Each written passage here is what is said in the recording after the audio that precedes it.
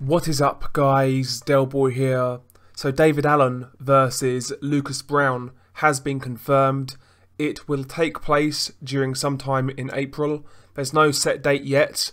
However, if the Matchroom Wembley show on April 13th goes ahead, that is where this fight will be shown. How do I feel about this fight? We will start with the positives. I've got to say, this fight does have the potential, number one, just to be a really fun fight. Neither guy is great defensively. Both guys are fairly crude, both guys are sluggers, and both guys carry respectable power, especially Lucas Browne. So in terms of a style matchup, it could be a fun fight. And not only that, it does have the potential to be a good crossroads fight. For me, the loser of this fight really should have a hard time coming back, I've got to be honest. Because ultimately you've got a fight between a guy in Dave Allen who has had, 4 losses already. And it's not the fact he has 4 losses per se, it's the fact he has 4 losses and still doesn't address the basic issues in his career. He doesn't address his fitness, he doesn't address his coaching situation, and he doesn't show any dedication to the sport. So Dave Allen has had his chances, and to me, a loss to a 39-year-old Lucas Browne who's past his best, coming off a terrible knockout, should really put things into perspective.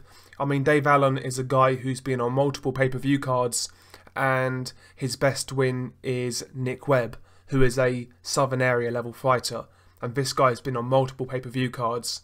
I think a loss to Lucas Browne should really put him back in the pecking order. I don't want to see this guy keep on getting recycled should he lose. And I'll be honest, the same goes for Lucas Browne. Lucas Browne at one point was an undefeated contender. He's always been a crude guy, he's always been a very basic guy, but you know, he was scoring some knockouts on the way up, had some close fights here and there. He actually secured his career best win against Ruslan Shagayev. That was back in 2016.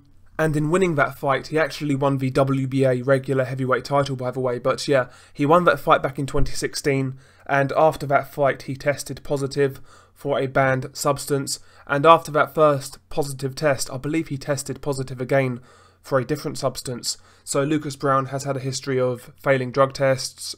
And quite frankly, since that Ruslan Shagayev fight, he's not looked the same. He got brutally knocked out by Dillian Whyte in March 2018.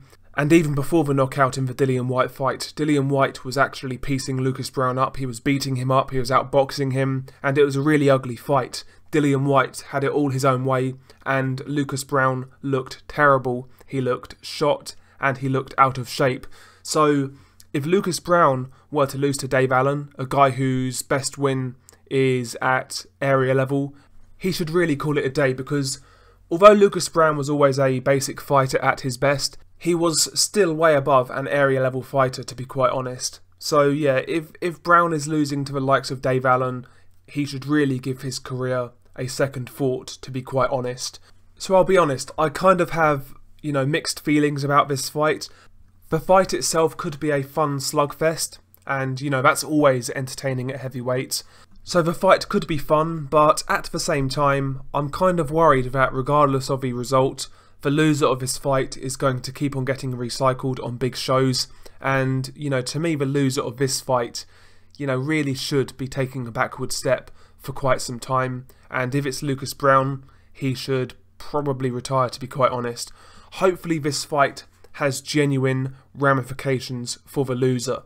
The heavyweight division right now is looking fairly decent. There's quite a few good young fighters on the come-up who deserve some spotlight, and I think guys like Lucas Browne and Dave Allen, who have had multiple chances, who don't live the life, who don't show the right dedication, I think it's a bit much to see these guys keep on getting opportunities without following through on their promises of getting fit and, showing improvements as fighters.